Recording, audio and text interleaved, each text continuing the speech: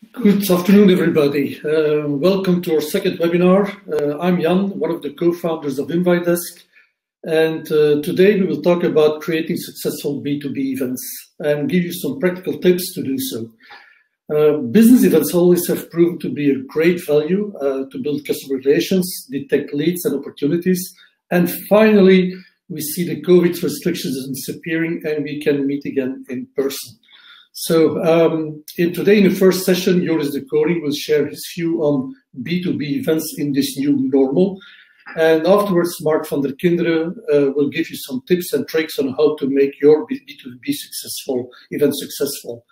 And that starts with getting the right guests to your event. We will have a Q&A later on. So after the two sessions, and for this Q&A, you have this button with a question mark, or you have a chat box. You can drop your questions there, and Matthias will collect these questions. And after the two sessions, we will go back and give you the go back in detail on these questions. So time for our first speaker, Joris. Joris is a creative thinker, a certified creative thinker and co-founder of Open the Fridge, an event agency. He has 20 years of experience in the event industry and occasionally also with this experience teaches at the Artevelde University of Applied Sciences. He holds a degree in communication management and event management, but next to that he is also a passionate triathlete. So Joris, the floor is yours for your presentation. Okay, thank you, Jan, for introducing me this way. Hello, everyone. Today we will talk about how to create successful events in the new normal.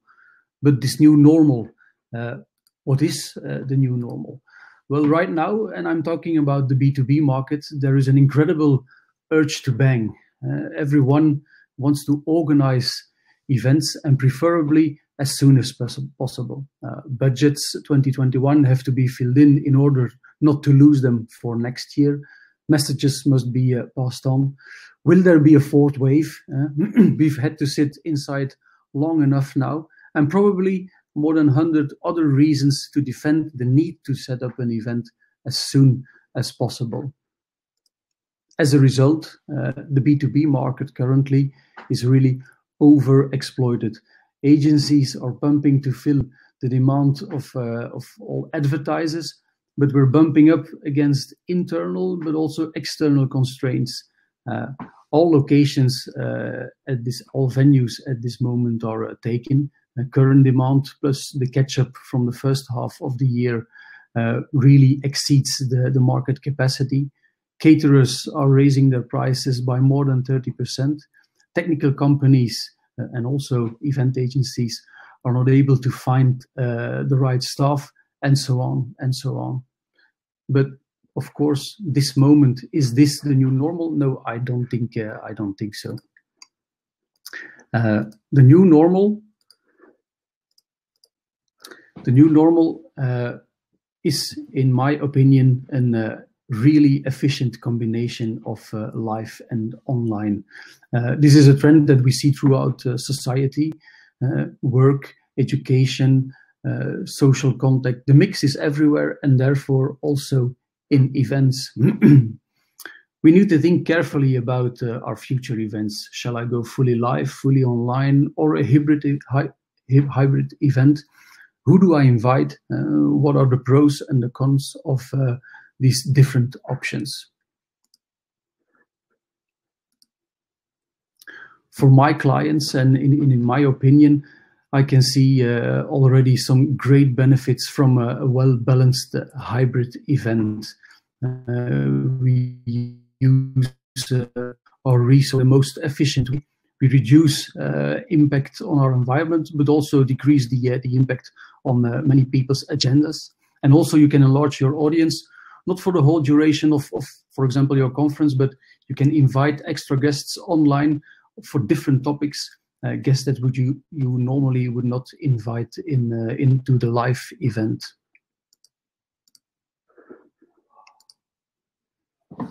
For myself, I normally visit 4 big events abroad every year to get inspired, to make new contacts. But now I only visit 1 live event, and the other 3, I visit them online. The technological tools also allow me and us to visit these events very, very efficiently. The informal connection, though, as you all know, is no longer part of these online events, and that's why live is so essential. But the new normal, far more than just the things I just mentioned, you have to think about the impact of your event. It is our job, and also the job of you advertisers and organizers, to think very carefully about the messages that need to be conveyed, the form of this message, and also the effect on the audience. I find it very useful to ask the help of experts in these fields, and that brings us seamlessly to the case of the day, as I mentioned I would do. The case I will bring is an event we organized 2 weeks ago for client Fancy Energies, French international concern, and they bring together annually their MT Plus. It's an, as I said, an annual event, about 150 guests. The MT Plus is the management team from 15 different companies that are within the group. That's why the plus is there. The managers past 18 months have gone through a very, very, very difficult period. They had to implement the strategy of the management, and on the other hand, had also to feed in the pandemic. It were they who, in full corona, had to oblige employees to go to the wharf, put employees on temporary unemployment, and deal with the day-to-day consequences of the virus. Presentation of annual figures and motivate managers for the last quarter. Together with the Fancy Energies MT Plus, the board, we decided to focus this time not on performance and on innovation, but who is the person behind the manager, and how can we help him.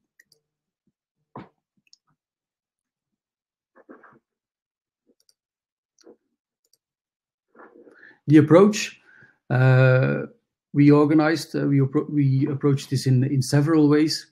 First of all, the managers who came to the event had the opportunity to choose to visit the event live or online. But apparently this time the urge to bang is still there. It was too big. 100% of all NVTs chose to go live.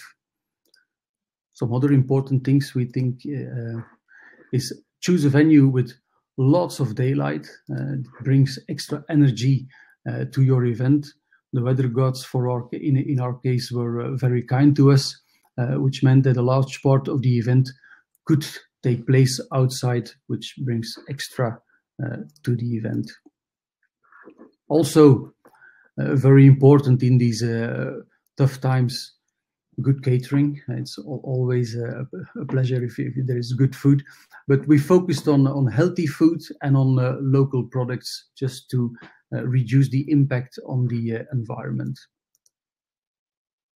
Of course, you also need to focus on the numbers, and that's why we put up quite a technical installation, just to make sure that the numbers were retained very good as well. For the decoration, this we chose to we chose to go for a positive decoration, as we called it. We decorated not only with plants and lots of green, but numerous positive quotes. And then there were these inspirational sessions by different people, like here on the picture you see Dominique Monami, former tennis player, During the afternoon, all people had the opportunity to follow several workshops about well-being, about energy, about trends, etc. And these sessions, they were accessible to the live audience, but also to the online audience. And the extra, we recorded all these sessions just to make sure that everyone has access to the inspiration the speakers brought. And of course, a good laugh is very healthy.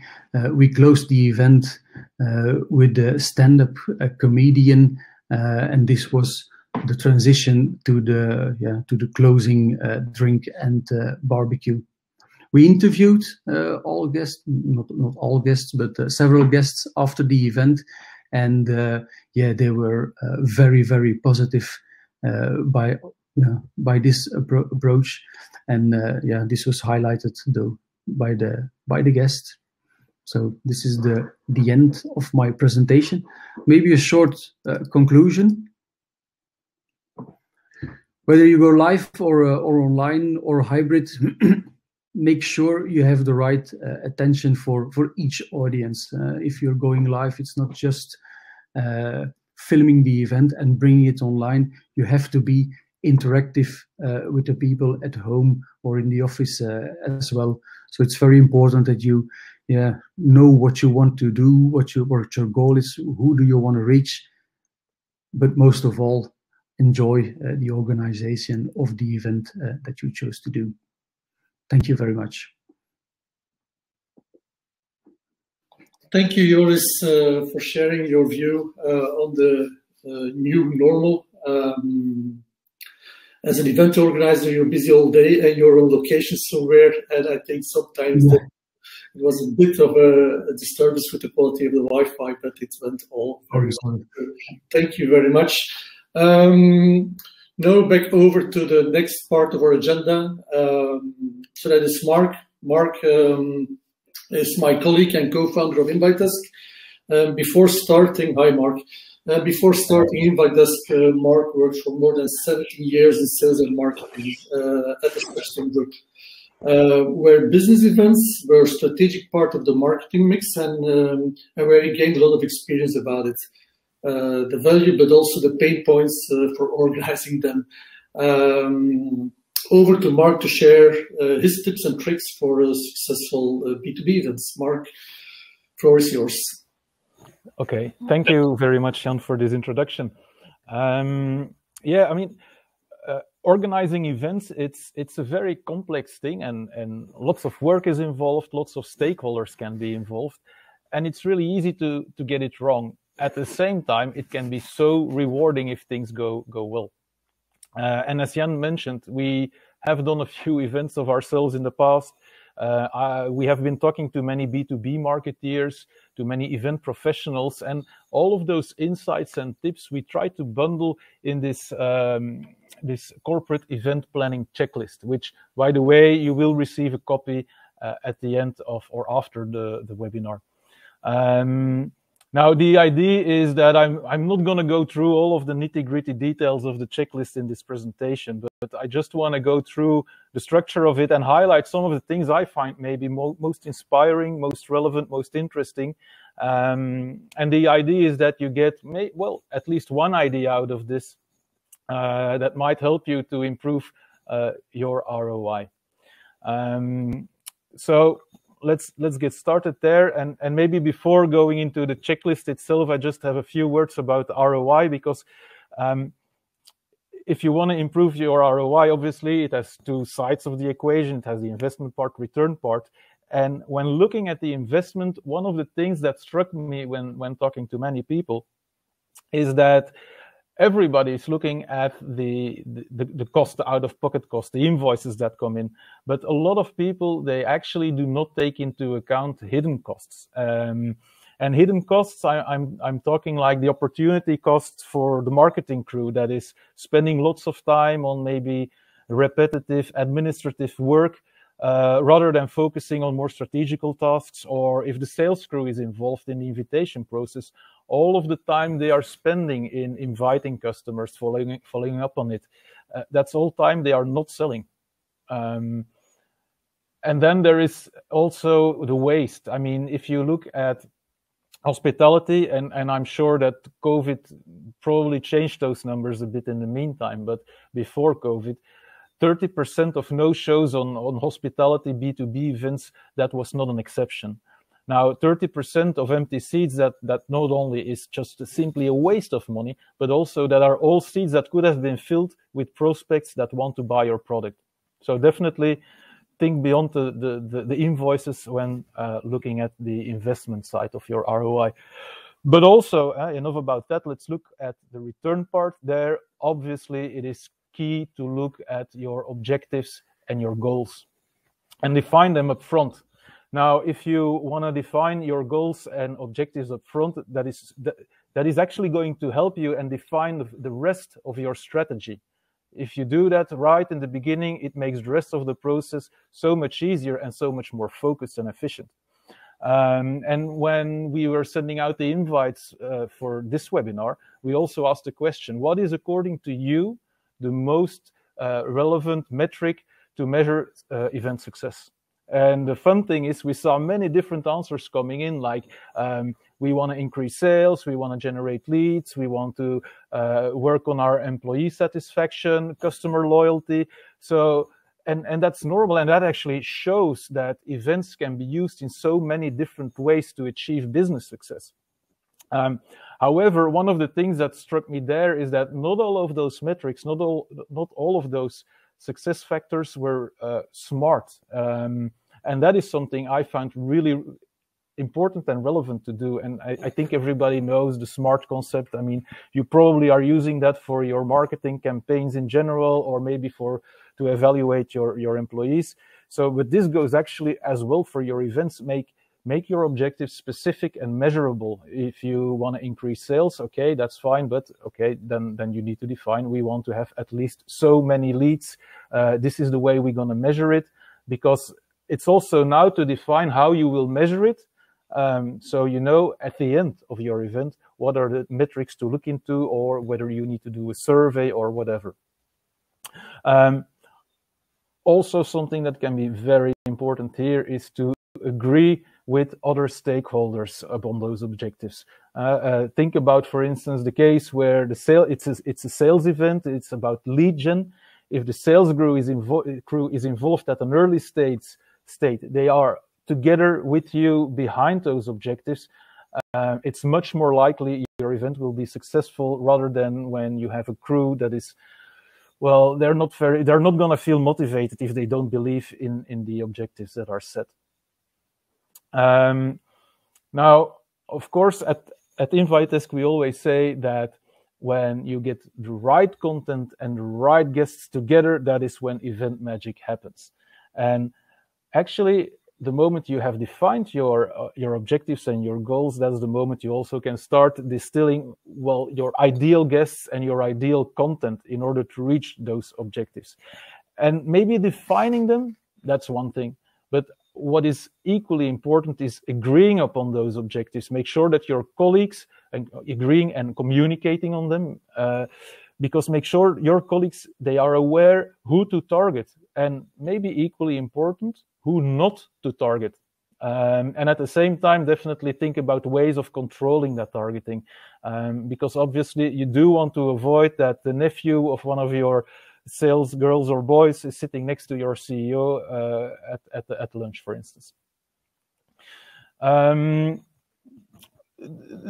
When it comes to timing is everything. People sometimes say, well, it's maybe not everything, but when it comes to events, obviously it has a huge impact on your registrations and your attendance rates. So make sure that your timing is properly chosen. So look at competitive events, and I do not mean events organized by your competitor, right? It's events that are targeting the same target audience as you have. Also, think about holidays, special occasions that are relevant for your industry. And if you're new to the business, imagine, or you're approaching a new target market and you don't know what would be the best timing, well, ask. That it's very simple. Just ask your audience. And one easy way of doing that, I find always very interesting, moment, an interesting touch point to get information from your guests, that is the moment that they are declining an invitation.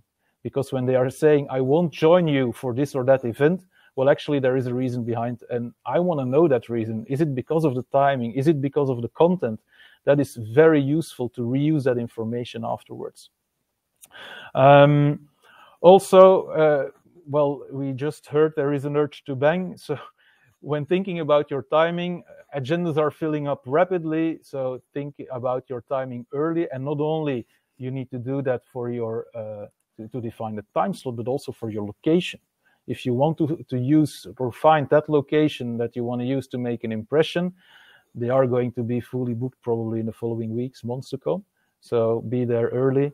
And when talking about location, I'm not going to discuss the obvious here, but when you're talking about hybrid, I think Joris mentioned this, think about what you will do, for instance, during the break in your virtual location, right? You have a break, people are having lunch, they are enjoying a drink. In the virtual location, do you just have a black screen, or do you have something that is more entertaining? Do you interview some of the guests or take a look behind the screens? That are all things you could do, but make sure that also in the hybrid case, your virtual location is taken care of as well and is entertaining and attractive for your audience. Now, of course, you have defined your objectives, you know where and when your event will take place, so it's time to make sure that you build your full retro planning, including the nitty-gritty details, so you don't forget about a reminder mail or things like that. Once that is planned, it gives you rest, it makes it easier to plan, and make sure you don't forget about important communication touch points. Now, of course, when doing so, make sure you have a way of monitoring your registrations. Are things going according to plan or not? And if you are in control of your full communication, you know when to take action. And you don't want to end up in a situation where you need to do last-minute calling actions. Because as we mentioned before, magic happens when you get the right guests. When you are well, in a situation where you need to start doing last-minute actions, last-minute calling to prospects and customers, you can be really sure that you will get guests, but you're not quite sure you're going to get the guest that you want. You rather are going to just get the guest you can get away with. Now, when making your retro planning, also include internal communication in there. Just like it is important to keep your external guests excited about the event. Also, maybe your management or the sales crew, you need to keep them excited as well for that big day that will come.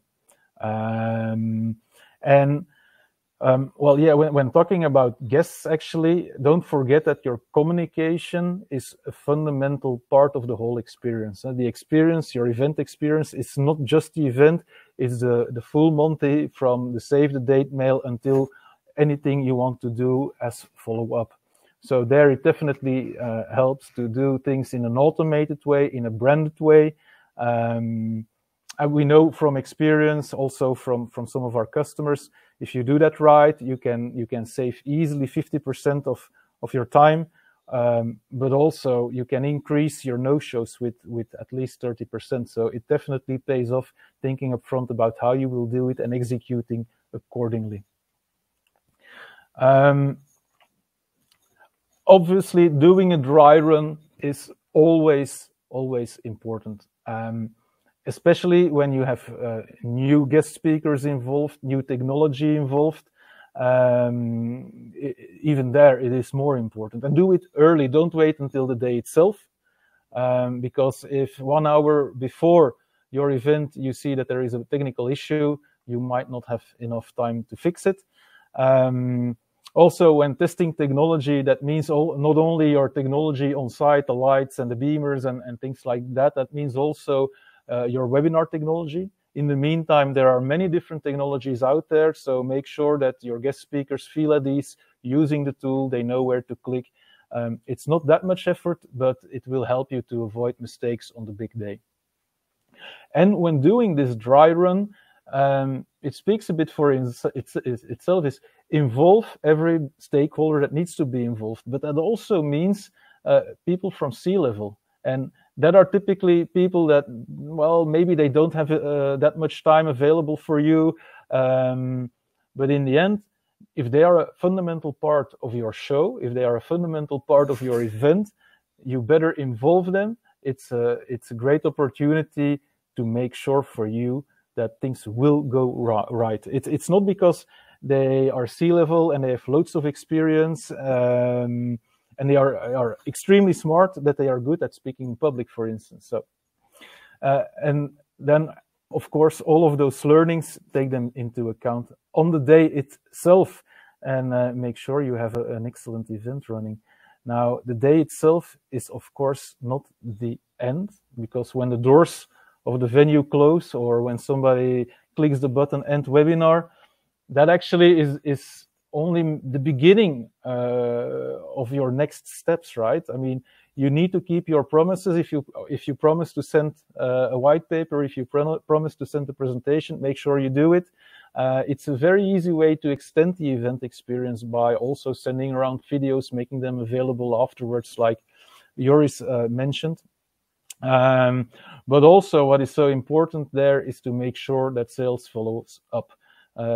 It can be really easy to generate leads, but if they are not followed up and you have no way of controlling that, then of course you will not end up with a successful result. And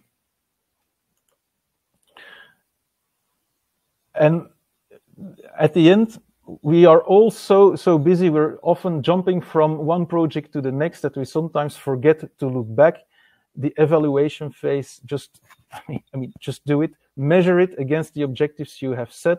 Also, don't wait for 2 weeks because people have a lousy memory. Do it the day after, a few days after, if you want to involve your colleagues. And also, when you are doing a survey amongst your guests, try to use that survey also to capture some extra information that might help you for the future. So don't just ask about the event, but also think about asking questions like, okay, in the future, to what type of events can we invite you? Or maybe which of our products is of interest for you? And that is all information you can use for your marketing strategy, but even also for your sales strategy later on. So definitely worth thinking about that as well. I know I really run very quickly through the whole thing, but I tried to pinpoint some of the things I found really well, that helped me at least a lot in the past. The event planning checklist will be sent out later on. In the meantime, there are probably some questions that popped up that Matthias looked at. So Matthias, maybe it's now time for you to come on screen. And also I invite Jan and Joris, if Joris still is there, to join me so we can answer some of the questions. Hello, everyone. Hello. So we received 2 questions at the moment. If you still have some questions, do not hesitate to post them in the Q&A section. The first question, I believe, is for everyone. What type of events do you guys expect to be able to completely be done online, and what type of events are unlikely to be done online?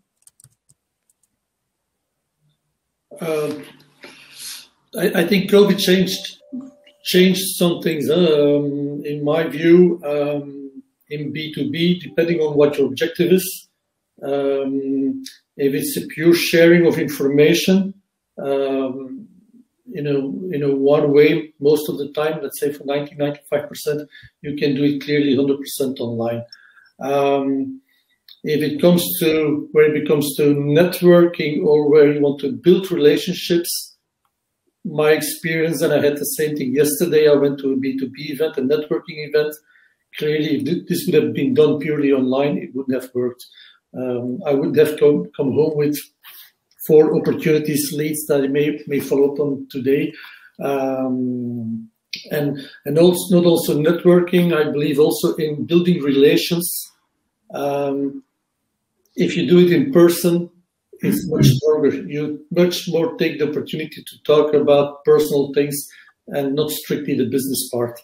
Although what will change with COVID and after now the new is that the occasional meetings that you have with your customers that maybe in the past you will do an in-person meeting with for half an hour, it's pure business-wise, you will do them online.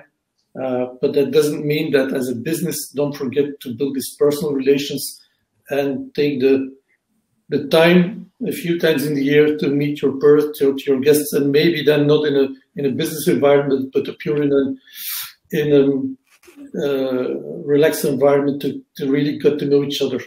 So that's my view. So if it's pure information sharing, yes, you can do it hybrid, you can do it pure online. If you want to build relations, in person will remain important. Mm-hmm. Same opinion here. I think there is a technical solution for every kind of event to organize them online, but is this really the way you want to go? If it's indeed, like Jan is saying, only one direction communication, online is indeed a good way, but the live part is so amusing. So a good combination is key. Yeah, I agree on that. And the live part, has this impact because it also involves different senses. I mean, if you look at the car industry, for instance, they can do so many things in an online world, and it all looks very flashy. But at the same time, if you can sit in a car, if you can touch it, if you can drive it, it's a completely different experience than something that you can see from behind the screen. So obviously, I think both have their place, but the in-person events are definitely coming back. And for the moment, they're coming back with a vengeance, as if I understand well from Joris, that it's going completely crazy, at least in the region that he is serving. Yeah. Thank you. Before we go to the next question, I wanted to add as well a bit what you said, Mark. I was talking to a client, a prospect, and during COVID, they were trying to sell their smartphones and televisions. And it's very hard, for example, to show to a client the high definition quality of a beautiful TV screen via an online computer with not the same quality as your television screen. So those sectors will also, I believe, remain physical. The next question is maybe more for Joris. Joris, do you, as an event organizer, do you notice you were mentioning the events are picking up again? Is it now close to the level of pre-COVID? At this moment, it's above. Okay. It's even above. Yeah. As I mentioned, it's the annual demand, conferences, meetings that are taking place normally the end of the year, but also a lot of companies who normally organize their big events in the first half of the year. They're trying to catch up, so it's above. Yeah. Okay. And almost all completely physical. No, it's a mixture. Most of them, I think 80-85% is indeed live, but there are still some online events and also hybrid events on the calendar, October, November, even in December. Still a company that really wants to go for the choice for the customer if he wants to visit live or online. Okay, great. I also think that there is the companies and businesses organizing events, and there is the mentor to do that. But I also sense a willingness from attendees or guests to go to events. I had numbers where Mark mentioned in the past, no shows of 30% or empty seats is not abnormal. Today, at this moment, you see high turn-up rate, people register for events because they're just also, people want to go out and meet people again. So I think it's the right opportunity to organize your events because more people are likely also to come and to register for your event. Yeah. Mm-hmm. Okay, great.